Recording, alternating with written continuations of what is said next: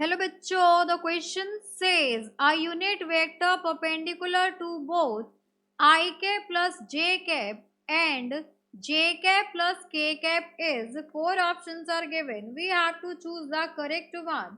So for this question, we are using key concept, that is vector perpendicular, a unit vector. We can say that a unit vector perpendicular to vector A and vector B is given by, suppose the unit vector is vector C, that will be equals to cross product of vector A cross vector B upon magnitude of A vector cross B vector. So यहाँ से आपका आ जाएगा vector C जो कि आपका unit vector है and perpendicular है both A and B के. तो यहाँ पर हम लेट कर लेंगे, let the required unit vector is C vector. तो यहाँ से पहले हम A cross B find out करेंगे.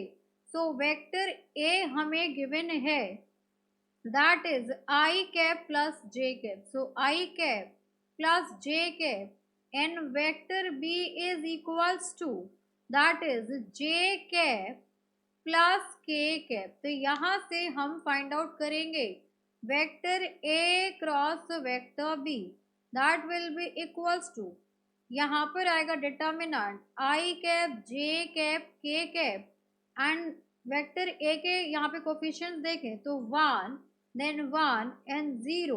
यहाँ पर आ जाएगा 1 1 0. सो यहाँ से आ जाएगा आपके पास vector A cross vector B, that will be equals to I cap, इनके बीच में क्रॉस. सो 1 को 1 से मल्टीप्लाई करेंगे 1, माइनस 1 को 0 से करेंगे तो 0, माइनस j कैप, 1 को इस 1 से करेंगे तो 1, 0 को 0 से करेंगे तो 0, प्लस के कैप, 1 को 1 से करेंगे 1, 0 को 1 से करेंगे तो 0.